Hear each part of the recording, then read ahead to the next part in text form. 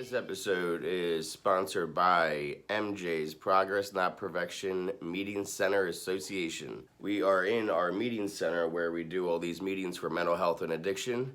I can do this podcast anywhere. I can do this at home. I can do this in a closet. I can do this in a basement. It doesn't matter. All I need is somebody else to talk to about addiction and recovery. What I can't do from anywhere is help people with their addiction and their mental health problems. So if you can help out, we do have a Venmo, we have a Cash App, we have a PayPal, we have an address you can send a check to, and all the money that gets donated goes towards rent, goes towards keeping the lights on, and goes towards keeping the internet on.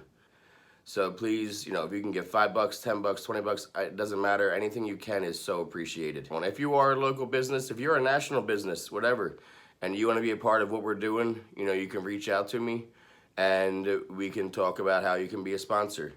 But I'll let you get back to the episode. Welcome back to the show, Josh. This is number 3 for you. Yeah, thanks for having me, man. Yeah, this one, is mostly, so how many, you spent a bunch of holidays, sober, your first time in sobriety, then this is your second, time in recovery. Is being in recovery, it has to be different because you were sober the first time in jail and now you're sober with freedom. Yeah. Yeah. Oh yeah. I mean, the first holiday that I had in this most recent sobriety was, 5 days before that I tried to kill myself. So I was in already kind of a weird haze. I don't have much family, so, and family times, even after I got out, kind of shifted. They changed from how I was as a kid. We used to have big family events for Christmas. So I was kind of on my own. I didn't really have any friends at the moment that I felt like I could call out to. So I spent my first sober Christmas at it's called a URS club here in Portland. It's a AA and NA meeting hall, and it's an old school one. It's got quite the history to it, and they had this really cool just get together for people that might be struggling. They do the marathon meetings and all that stuff. I don't remember if I did many of those, but I didn't really have anything else to do, so I drove in and hung out there and just watched people with their families, and just kind of let that sink in, what that felt like to just be there.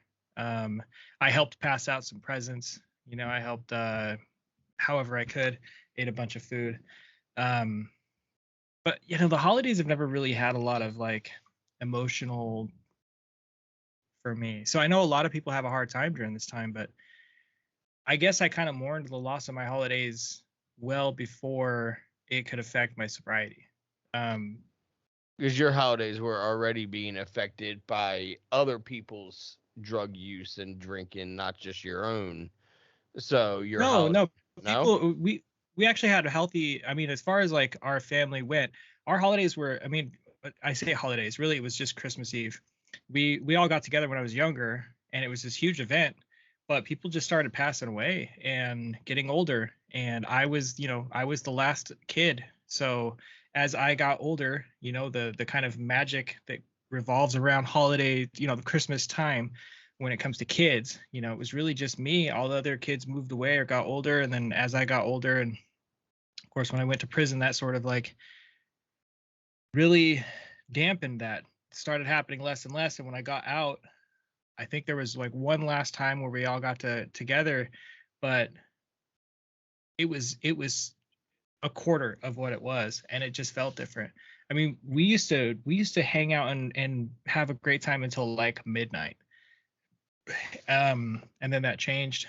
So I was probably in my late 20s, maybe 30 when that all changed. When my mom passed away, that really just did it in. We stopped doing anything like that. So it happened in my drinking, and there wasn't any feeling of loss because it's not like we spent Thanksgiving together and New Year's or any other events. So it's not like I could miss my uncles, because I never really hung out with them anyways. So yeah. When I got sober, it wasn't like it was something that was missing. I just never really, I already kind of went through that. And you mentioned the alkathons. I love going to those type of meetings, the marathon meetings, alkathons. whatever you want to call them. But I think those are the first time I saw one of them was a 4th of July. I think 4th of July was my first like holiday that I celebrated in recovery. Yeah. Where, because the first time I was in recovery, my first time celebrating a holiday, it was, April 25th, 2018. So, yeah, that would have been the first real holiday. Memorial Day, I was in rehab. I was 3-4 days, or I was like a month, you know what I mean? So I don't even consider that Yeah. really a holiday in comparison to what 4th of July really is, for the drinking. Especially the 4th of July was a really, not a triggering day for me, but that time, it was always a time of transformation for me. Over my years, I was always like moving around that time of year for some reason. Like I moved to Oh, New gotcha. Jersey around that time of year. I moved to Massachusetts around that time of year. I moved to North Carolina around that time of year, to Pennsylvania. So that time for me always signifies changes. I lost a best friend, I lost a fiance, that time. So for me to get through that whole time period sober was a big deal for me. So Gotcha. by the time I got to Christmas, I don't want to say it was a breeze, but in comparison to what I faced already, sobriety is like a muscle where you can get stronger and stronger the more you work it out.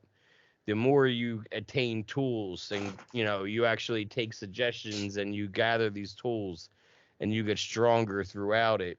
So when shit keeps happening, it's easier to get through because you've already earned these tools with other things that have happened earlier in sobriety.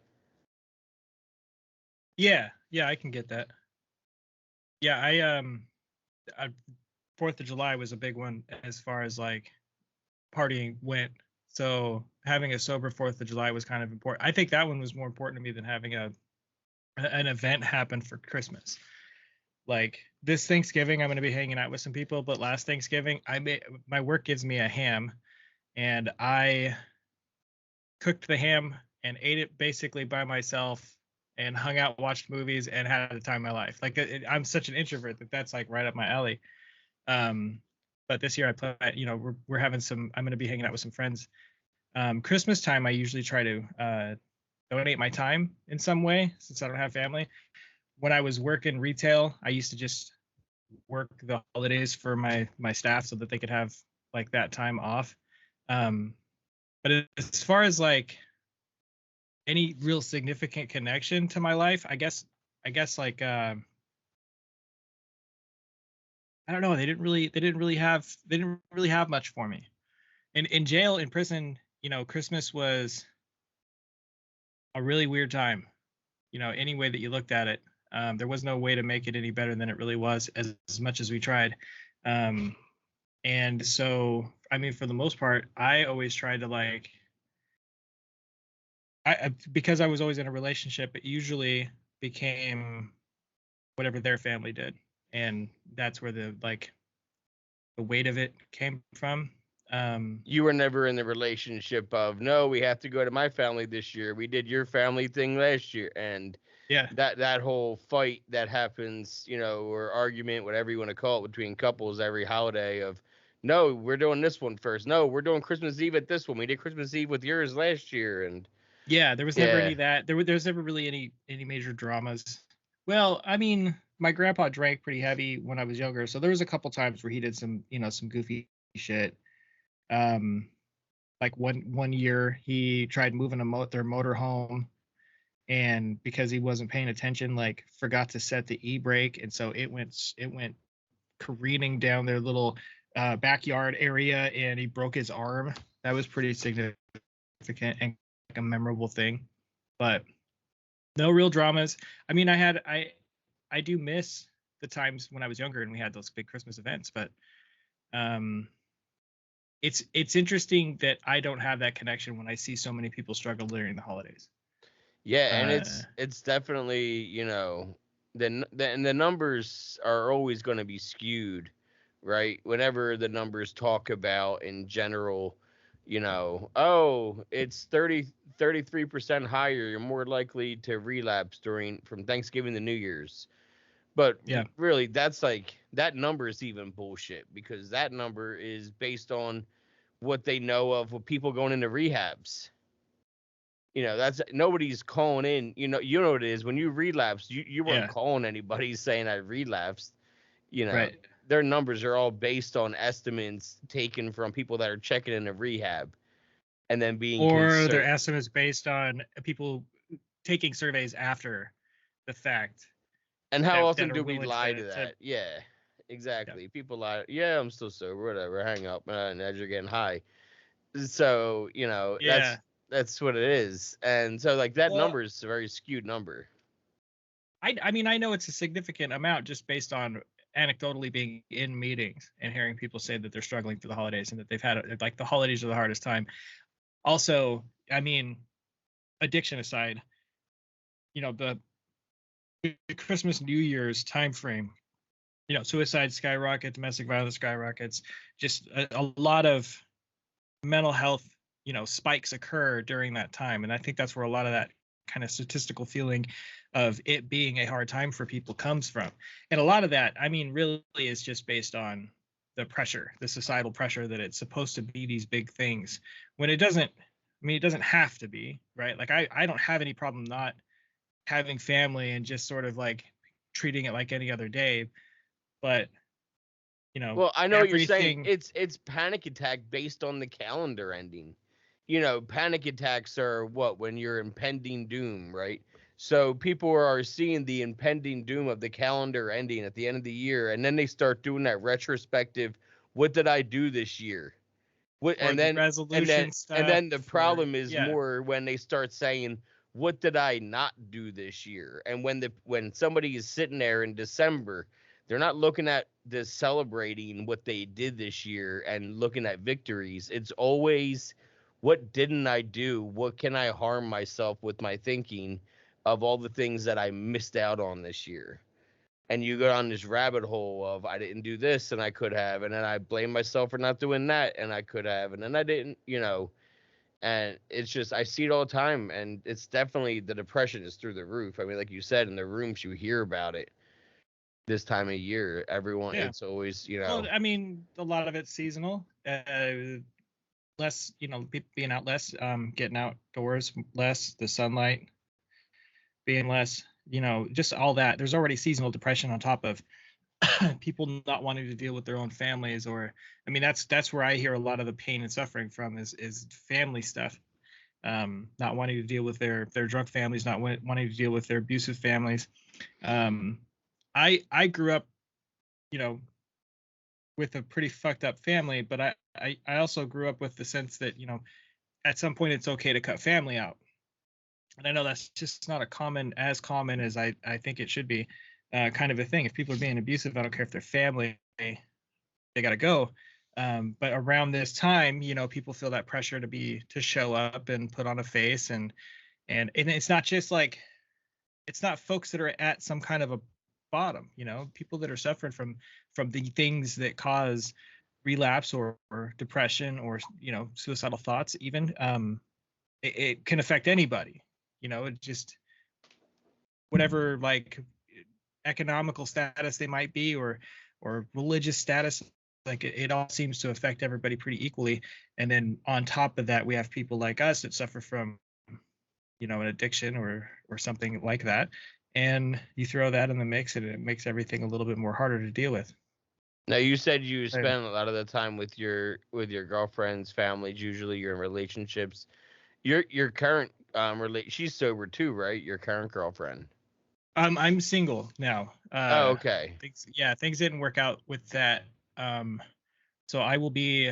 That's why I'm kind of keeping myself a little busy, hanging out with some friends on Thanksgiving, and then Christmas I'll probably do some marathon meetings just to be a presence, because I know there's like between like 2 and 4, like there's a lull where there's just not many people there. I did last year. I did New Year's Eve marathon. No, the year before.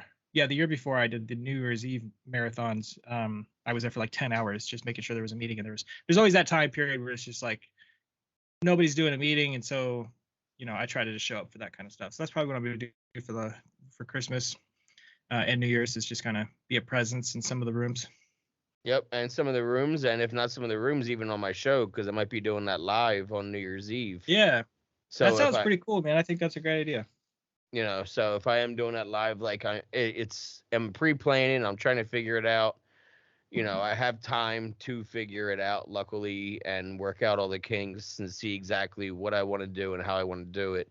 So, but I am going to be looking for people to just like hop on with me and schedule in advance, like time frames of people hopping on, just chatting Yeah. and shit like that. So because I think it's important because you're not alone in being alone. Like just Right. because you take away the drink and the drug doesn't mean that it's a different kind of being alone, in my opinion. The loneliness of being alone in sobriety as opposed to I like being alone. Yeah, me too. So, and if it wasn't for my wife and I having the type of relationship that we have, it wouldn't work because I would be around her too much. And she knows this is no surprise to her. I know she likes to listen is that like, I tell her all the time, the reason I can be with her all the time is because I can be completely who I am alone as I am with her. Right. And that's something I never knew I was looking for. It was just something that had happened upon.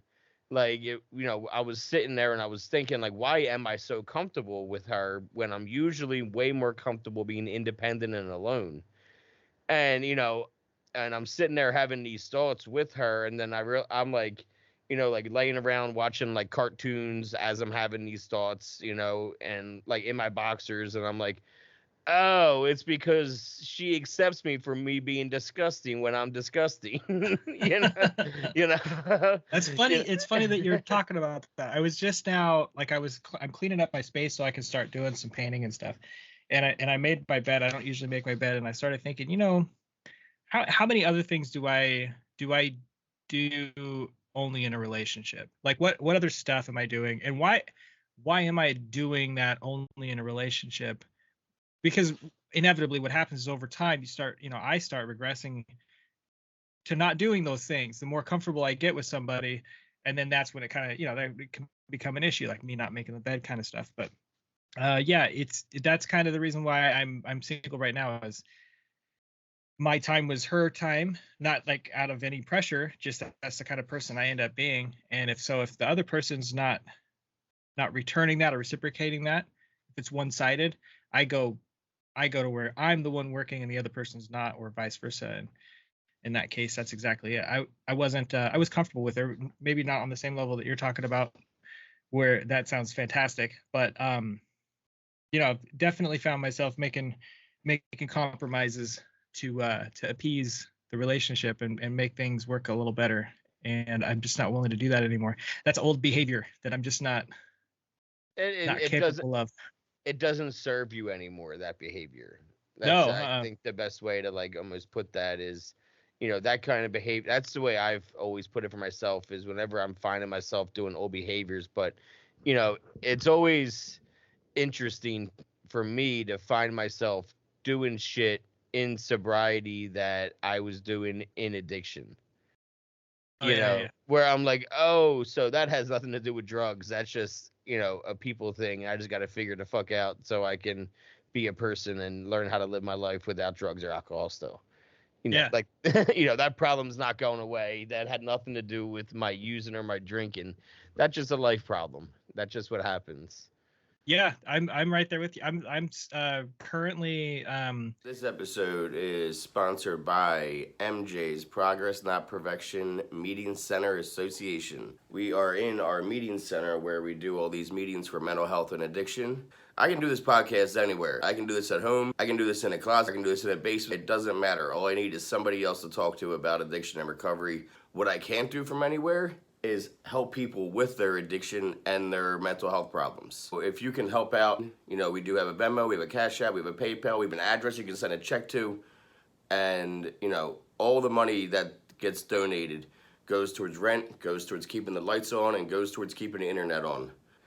So please, if you can give $5, $10, $20, it doesn't matter. Anything you can is so appreciated. And if you are a local business, if you're a national business, whatever, and you want to be a part of what we're doing, you can reach out to me and we can talk about how you can be a sponsor. But I'll let you get back to the episode. I got on TikTok, right? So the first thing it does, like, it tries to figure out what you like and what you don't like what your interests are. So it just inundates you with all kinds of random shit. You see what you like, the algorithm. Yeah, I've been seeing it pop up in mine. Well, out of nowhere, it starts spitting all this ADHD shit. And I haven't really considered that I might have ADHD. It's just, I just have a lot of stuff that I struggle with. And I figured I could work my way through it all through my life, really. And, anyways, it started just hitting me with all this stuff. So I took a couple online tests. I figured at least if there's a significant lean towards that, then I can talk to my doctor about it and maybe quiet some of the shit down, right? That's still persisting after I've been sober for 3 years. And took 3 different tests. Basically, I got all but one. It's like fucking unanimous. Like, yes, you have ADHD. Probably should have fucking worked on this 25 years ago, at least. And like some of the stuff I was seeing was like, people that don't have it don't have like a constant yammering in their head. Like all day for me, there's like myself talking to myself, just narrating fucking everything that I do. And then there's layers of pictures on top of that of different things that aren't necessarily related, music going on at the same time. Like it's a fucking circus up there all the time.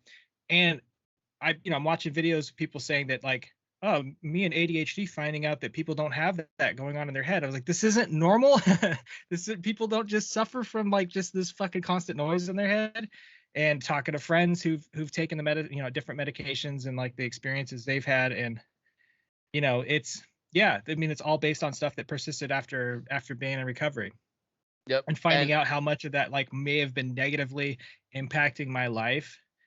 That sucks, knowing that I've just been struggling with something unfucking necessarily.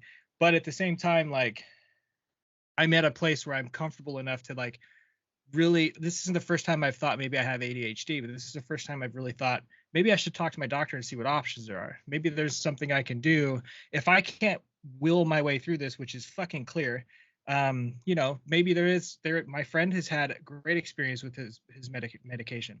He's still creative. He's still productive. Like, he's just like, I can just like have some peace in my brain. That fucking sounds so foreign to me. I know. And the TikTok, it's funny you say the community has a great mental health community on there.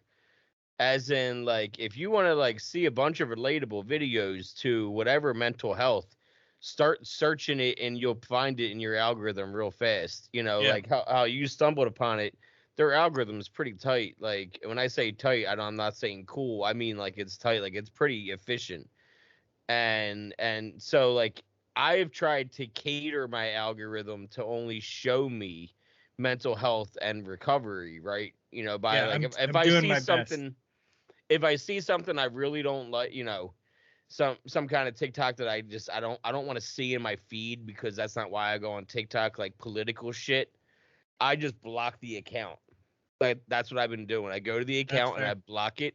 This way it tells TikTok, wow, he really didn't like that he felt that he needed to block it right away. So that's just what I've been fucking doing, is just blocking accounts if they're posting shit that I don't feel like seeing in my feed, just to tell TikTok, knock it the fuck off. And it's been working. And it's crazy the way the algorithm, it's been working, because I get 70% easy recovery type, TikToks, where it's someone like myself or you, where we're posting some kind of video that has to do with recovery. And then the other ones I'm seeing are like domestic violence stories, because they're related. Somebody is posting a lot about addiction, but also a lot about domestic, so I've been seeing that. And that really, it's they're emotional ones to see, man. You see some girls on there telling their story, and it's like, holy shit. Because I'm gonna watch them. They grab my attention right away from the beginning always, so I end up just watching, and I'm just like a mess of a person. I'm like, oh my god, this poor woman. And then somehow, I don't fucking get this part of it though. This one really threw me off, but I've been randomly seeing TikToks for this positive community, we'll call it, the herpes positive community, Yeah. where, you know, and it's all like posts about like, it's not that bad, you know, 7 out of 10 of us have it, you know, all those statistics and all that shit. Yeah. And it's just so funny that like that's the avenue TikTok took me. Besides, like, here's your 70% recovery, here's 20% DV, and here's 10% herpes positive. It's like, are you Yeah. trying to tell me something? Do I need to get tested? I've been getting narcissistic recovery stuff because I have those interests. I don't know what they base it on. I know that they throw in randomly controversial shit that they know you don't like because you'll react to it more often than not. Like you're blocking it, but most people don't. Most people end up having some kind of a visceral reaction, and they're trying to get that dopamine surge and that emotional response. And you know, what kind of interaction do you think is going to surround that? Shit you hate, and shit you hate enough to comment on, and then shit you hate enough to comment on the person who just responded to you on. So I've been like doing the same thing, like trying to curate it. But I see what they're doing when they're posting. When you know, why am I getting 3 Republican bullshit fucking anti-vaxxer patriots who are like obsessing about murdering me because I have a different political view? Why am I getting these people? Oh, I get it. But having really started looking at my potential ADHD, I might be taking a break from TikTok because I can tell that it's made for my brain. Like, you know, 2 hours will go by and I'm like, why am I fucking still doing this? This is ridiculous. It is 2 hours. It is 2 hours it's the same shit, you know, and it's the same information, and it's just, and I did the same thing with Twitter, and it's good. It's good for post. That's where I post the promos. You know, you see them. It's good for me to post promos there. And for a while, that's all I was doing. I was posting and going. I would post and then leave and not even look at anything. And then I got caught up. You know, I think I started looking at it more. I was taking my wife for steroids every day, and that was like a 2-hour wait while I'm just sitting in the car. And that's how I would pass. That's how I would pass 2 hours. Like you said, the next thing you know, 2 hours passed by. But then I started seeing, when I was reacting, then my followers started going up, and then obviously like, I know you're like kind of like me, like you're like a nerd when it comes to the analytics and like the algorithms, aren't you? Like you follow that shit.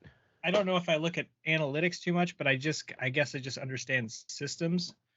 Like I get like cause and effect. I get, like I said, I get why randomly I'll get something I've made very clear I don't like.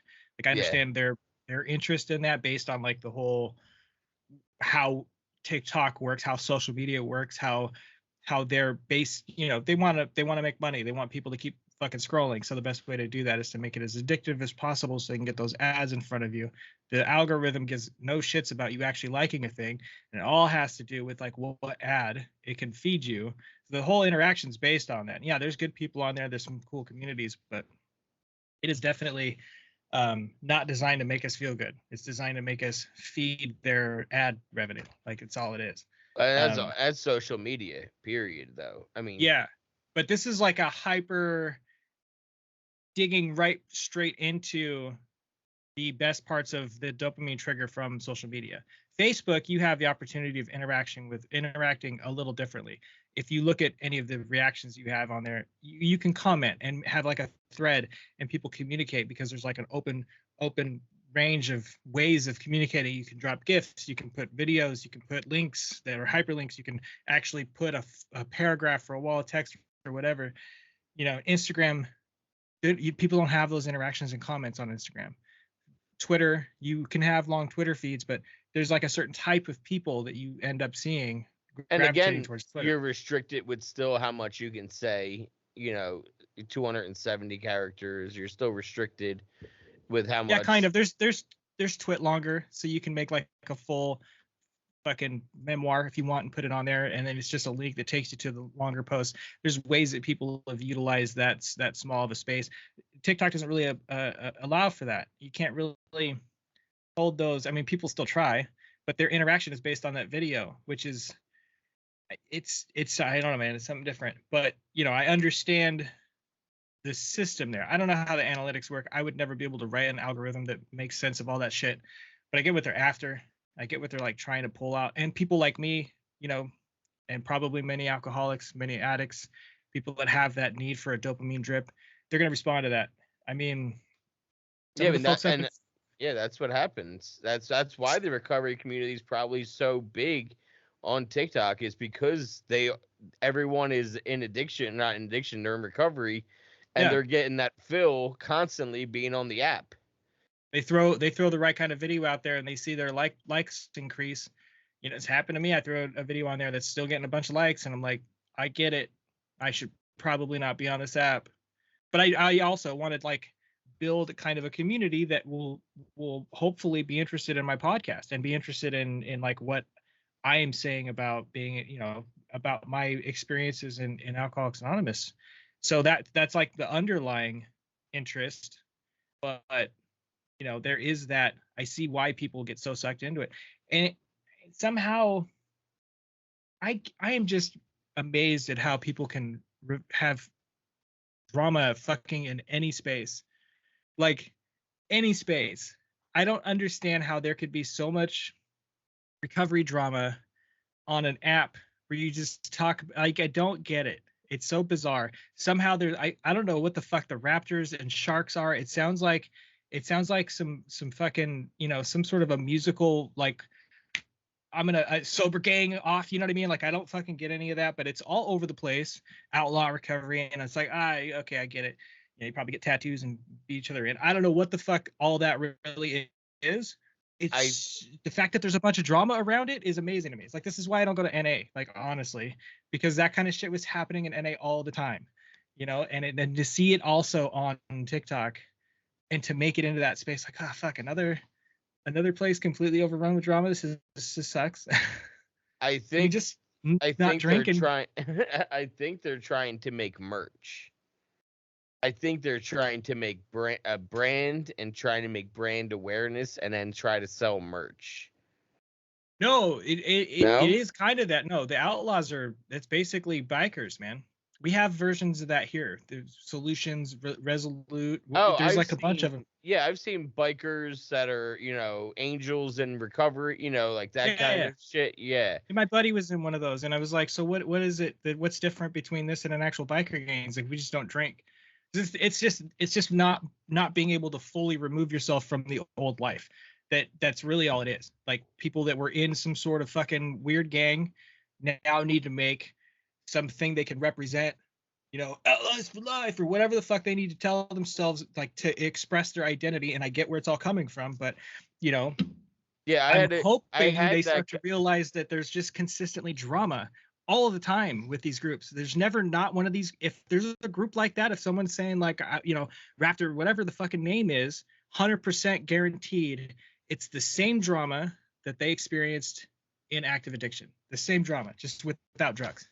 The one guy I had on, Kelly, he was in biker gangs, and to the point where he was still in addiction, and he said his gang had pretty much changed over to sober, but he still wasn't sober. But the president had made the decision that everybody was going to be sober. They were going to be saving people and shit. So his job, for the gang was he was going back and forth from LA to San Diego to pick up people that needed to be in rehab and taking them to rehab. But he was high the entire time he was doing it. And he finally admitted to the president of the, gang, which is an old friend of his. They started the gang together back in the day. And he admitted to him, he goes, yeah, I knew the whole entire time I'm not fucking stupid. You know what I mean? Yeah. But to your point, they're still doing the same old behaviors, just they're sober, because the president of said gang was talking to him from jail because he's awaiting trial for fucking plotting to assassinate somebody. Yeah. So I know a couple of MCs, and one of the guys I did time with, when we got out, we worked on some of the same activism together, and he's done a lot for the community. The shit that they've done is amazing. And at the same time, though, like, they're getting tattoos with their fucking biker logo on it, like it's it's like, I mean, sure, man, if you feel like you still need to be in a biker gang because that's your identity, I fucking get it. But how does that match with NA? Like how does beating people up and fucking I've been to their fucking halls, man. It's the same shit, same exact shit, except everybody's sober and probably more angry for it. It doesn't seem like they're actually like they're staying sober, they're doing some stuff for their community, but at the same time, it just 100% feels like they're 1 foot in, 1 foot out. They're just Like half and half in it. they're being abstinent with the fellowship. Yeah, but they're still doing, that's societally abusive behaviors that has landed some of them sober in prison, because of the loyalty and all that shit. And I've never been a one for the gangs. Like, I've got friends that have, throughout my whole life, people I've known. My best friend is a fucking ex-gang member. Maybe he still is. I don't even know anymore. And I get why people get into that stuff and then get involved. The family stuff, like we were talking about before. You don't have family, you do that. That's your family. I get all that. And that's a family you pick and not family that you were given. So Yeah. it means more because you picked that family and that's what they tell you. And that's all that shit. Yeah, that's all shit that they tell you so that you won't leave and that you won't fuck them over and everything all like that. My little crew of people before I went to prison, that we called our each other family, and it came with all this fucking set of rules. And if you strayed from that, then everybody else was now against you. And so you had to, you were free to do whatever you want, but you had to do it within the constraints of this fucking gang or whatever that you've signed up for, and it's just ridiculous. Like, I already have enough set of rules, man.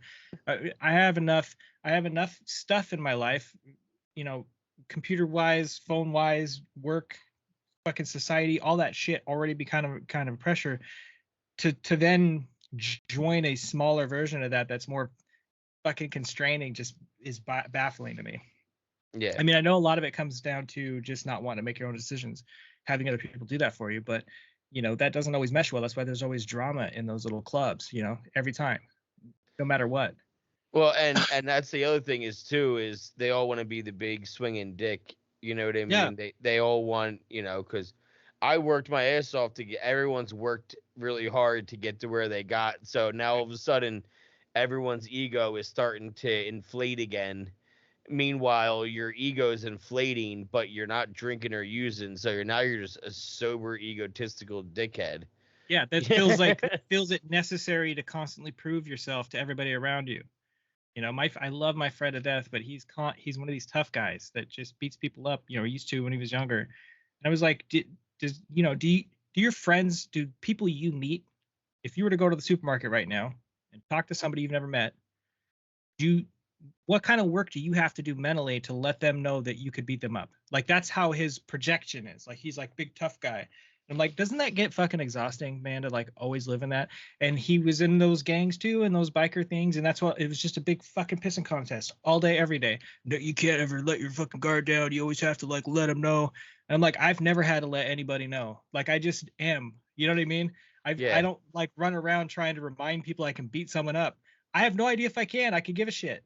But my life, my quality of life doesn't seem to be any different than his. If anything, I might be a little bit happier because I don't have to go into every situation assuming that I might have to beat somebody's ass, You don't have to go into situations already resigned to the fact that you are going to try to beat somebody's ass. Yeah, that's at any point something could pop off.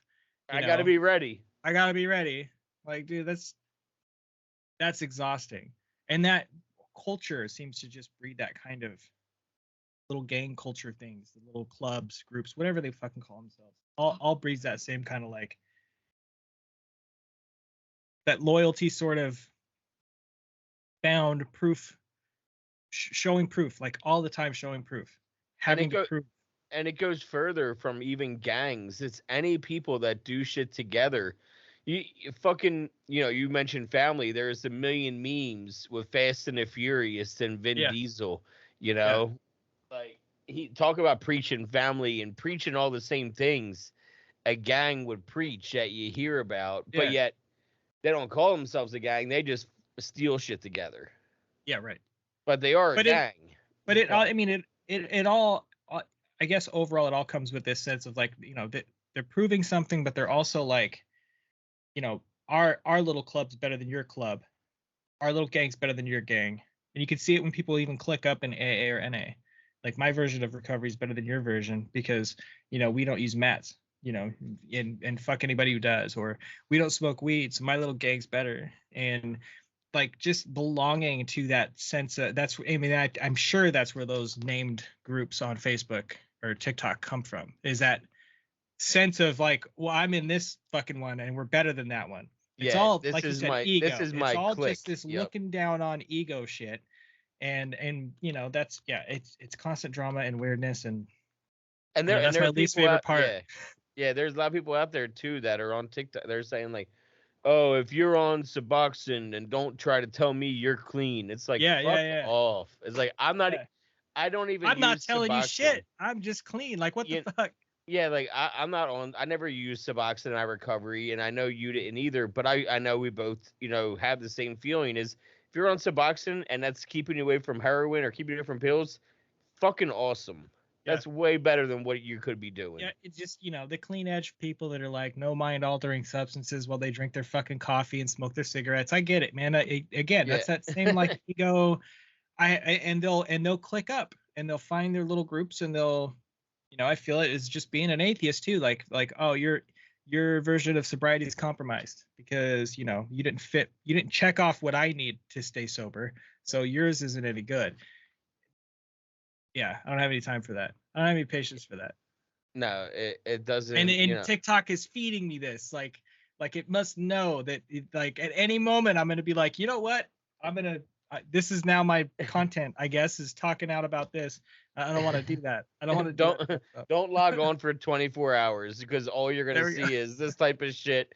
TikTok's I can clear my cache real quick. Yeah, TikTok's like, we just watched him on Skype for an hour bitching about this. We know exactly what to send him. Yeah. And it's not to say that there's not good people in those cliques. I just steer clear from that shit because I know what it generates. Like I know it's gonna come out of that. I've seen it fucking already. People, fighting with each other and making videos about each other. I'm like,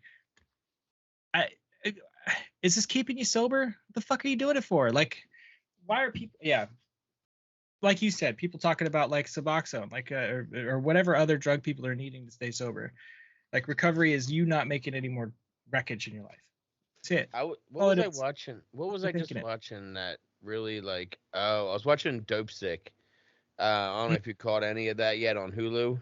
No, I haven't yet. No. The one girl on the show, she was having problems with heroin now, but at the time it started with oxy and then she got into doing dope, and she was thinking about doing Suboxone, and she was talking to the pastor like, hey, I might do this program that somebody told me about, and then he started badmouth, well, you don't know, and this was like takes place 2002. Wait, 20 fucking years ago, and even then, well, you don't know, that still doesn't mean you're clean just because you do that. You're still not doing what God wants you to do, and it's still not. Your Lord will only take. It's like fuck off with all of that. Yeah. If it is taking her off of shooting heroin, because you don't like that she's putting a small tab under her tongue once or twice a day, then you got a whole other set of problems. Yeah, the whole judging other people's recovery thing is a fucking problem, man. It's a huge problem. It's still a big problem. It's going to continue to be a problem, and it's because everyone's always going to have different kind of recovery, and it's always in 10 years recovery is going to look different than what it looks like today. That's the point of this. It's supposed to change. It's supposed to evolve. It's supposed to get better. It's not supposed to stay the same. Yeah, everybody's super concerned like with what everybody else is doing, except for the fucking I have a program you can buy gurus that are sprouting up. If anybody should start having problems with people, it's the ones that have like you could get this whole program for $7,000, but today only I'm going to sell it to you for $65 because blah blah blah. And there's one on TikTok that's like, the more I look into the program, it's like, dude, 7 months ago you stopped drinking and then you now drink once in a while or something. I don't know. He's like telling people this, if you teach yourself how to drink water, you could teach yourself how to drink out. Like, fuck off, dude. Like, what are you even talking about? People are eating it up, and and he's doing it for money. And that's what, if anybody needs to start having problems with shit, like, don't have problems because you fucking Lisa over there stopped shooting heroin, is on some Suboxone, and she's now fucking got her kids back and she's working a career job, but she's still on the shit. Who gives a fuck? Like, I don't care if that's what it took for her to get there. This guy over here literally making a fucking mansion style income from feeding people bullshit because he's convinced that he could sell people that dopamine hit. That's the people we should be fucking targeting. That's the people we should be concerned about. Because when it collapses, it's going to take people's lives. Like, it's going to kill people. When it doesn't work. There was somebody in that, all the Facebook groups. There was and it was called Mental Health Awareness was the name of the group, right? Yeah. And somebody posted something like really like ominous, like, I don't know if I'm gonna make it through today. I just need some help, someone to reach out, blah blah blah. And I went to comment something supportive, like, oh, I'm not doing blah blah blah. I can talk. And my comment was hidden by the admin and not approved. And I went to the page and I looked at the header of the page, and the admin was at the header because they're a mental health advisor and they can sell you on fucking helping. I'm like, you started this group to attract fucking people, and then you won't let anybody help anybody unless it's you and they're buying your product. Ugh, dude. And I'm not, I don't even think the person in the picture was the person that was selling the product either, to be honest with you. Because the way that they were typing in the message, I was arguing with a fucking dude. Like, I have gotten to a lot of arguments, in comment sections and shit like that in my day. And I don't feel like I was arguing with the Pacific Asian woman that was in the picture. From the way that they were talking, I forget what they said, because this was like 6-7 months ago, but they said something where I'm like, the fucking guy write that? You know what I mean? Like, where it really threw me off, and I'm like, no woman didn't say that. It was like, just like really like so you're catfishing people on top of taking advantage of people with mental health problems. Like, your karma is. I tell people regularly not to try to find their mental, like, don't find your mental health or sobriety cures online. Like, social media, it should at the very best be a supplement to have you looking further into things. And that's why. I mean, there's people that, like the guy I was talking about who's like, I can fucking make a living off this. I can make a shit ton of money right now off of this. There's people that, are bots. That was probably just like that was probably an organization that and I've seen this sprouting up too. Like, it's just, they just will churn that out. That won't even be, there'll be 20 groups they probably have that are going under different names that are leading people to the same group of people, just because it makes money and using this stuff to make money.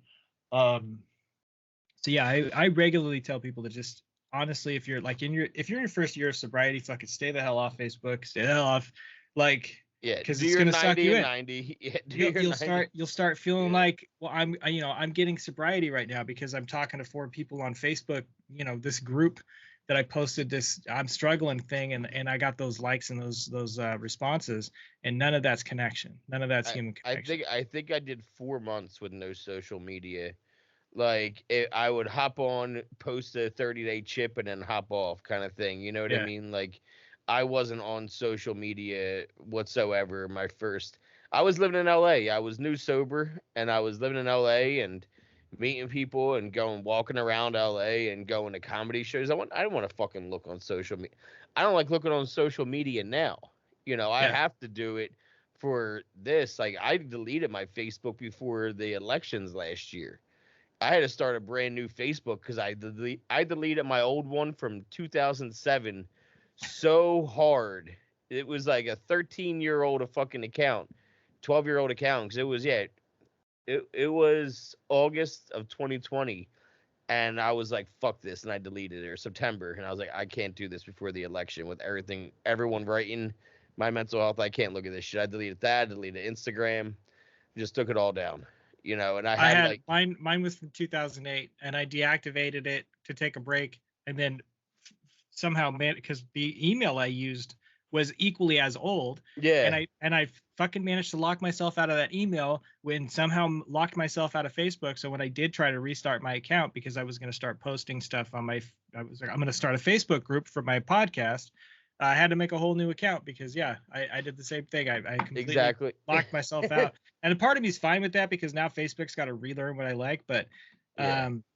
yeah, like I take breaks. I need to take breaks. I think everybody should do the same because of this, exactly what we're talking about, the whole thing, especially with the holidays coming up, man. They're going to be feeding us all kinds of like ads that are probably family oriented. They're probably going to start triggering stuff that will help make us to feel a little bit more depressed. And then they'll hit us with like the fucking wellness ads that are for, better health and all this other, you know what I mean? It's just going to be a big fucking let's cycle. not forget when your memories all of a sudden pop up from 5 years ago and 6 years ago. You and I have that luxury of we're not going to have memories for a Yeah. little bit on our Facebooks. Our accounts are newer. We both just restarted brand new accounts only because of our podcast, basically. Yeah. But before I But didn't it even have still remembers people I know. Like it's still like it is pulling, like, even though they're not connected, my Facebook is pulling people that I only talk to on Instagram. And I've not logged into the two together. I have not co-posted, but they still are talking. And that's fucking creeping me out. Like there's people that are like, oh, people you may know. And it's like, why would I know this person? Oh, this was from Facebook dating. Why would it know my previous Facebook's yeah. information? If I deleted the apps, I deleted all, because I mean it's stored, man. It's stored somewhere, and they will fucking connect those dots. So weird. Yeah. And Maybe it's time for another break. what's funny is it wasn't even the election that took me off. I mean, it was because I knew it was coming. But my final straw was the it was during the hockey playoffs, and the NHL was doing the hockey playoffs in a bubble that year because COVID. So they played all in a bubble. No one traveled, and the team lost. So when you lost, you went back home and you were out of the bubble. Yeah. And so a guy saw his like 5 and 2 year old daughters for the first time in like 2 or 3 months. And it was a sweet, video because the girls hadn't seen their dad in a couple months. First Yeah. comment, Jesus Christ, try going to war and then not coming back for a Yeah. while. Some This sort of is negative shit. this Yeah. is Yeah. fucking pathetic. These kids are pathetic. It's like these kids don't know where the fuck he went. They don't care if he Yeah. went to war or went played Yeah. hockey. All they knew was daddy wasn't home and now he is again. And they were happy. And I was like, fuck this. And I immediately deleted everything. Like Yeah. in a fit of rage and not even think twice. It's like 2 a.m. Deleted. My wife woke up. She was like, your Facebook's gone? I'm like, yep. And Instagram too. Yeah. And all we have left are the fake Twitter accounts, like that I can like just like peruse on. But because Yeah. it's not good. Mental health and social media does not mix. No, they don't play well. Not I at can't all. imagine being a teenager with. I'm so glad like MySpace, popped up teenage years, but MySpace wasn't as bad as Facebook and Instagram and all the other ones. Yeah, it wasn't an actual part of our life. It was just this weird thing that people were messing around with. Yeah, it was a part of your day when you went home on your computer, but you weren't looking at MySpace all day long on your phone in front of you, no matter where you were at. Planning things about your day that you're going to record. Like that's the thing I think is really affecting people, is how much of any of our days now are for content. Like what aspect of our life are we pre-planning so that we can get more contact? Like I look at people that are out and about and like they're hiking and they're doing all this outdoor shit, and they're constantly posting about it. And like, why are you doing it for the content and the attention, or are you doing it because that's shit you want to do? Yeah, and I do the same thing. So I remember being younger and just doing things because I wanted to, with no one ever knowing anything about it because I didn't have any way of telling them without verbally telling them. It wasn't like I was taking pictures or posting it. I just was like, I'm gonna ride my bike to the fucking park because I want to. Not I'm gonna ride my bike to the park and do this cool ass trick that I'm gonna hopefully get 1,000 likes on Instagram. Hopefully. Yeah. But I appreciate your time, man. It's always nice sitting down and catching up with you. Yeah, we kind of went a little all over the place, but that's all right. That's what we usually do. It's kind of the Right. point. That's kind of where I liked it. I like going all over the place and no format. Yeah, me too. So, but I appreciate it as always, buddy. Have a great day. Yeah, you too, man. Thanks for having me. No problem. I'll talk to you. Bye. All right, see you.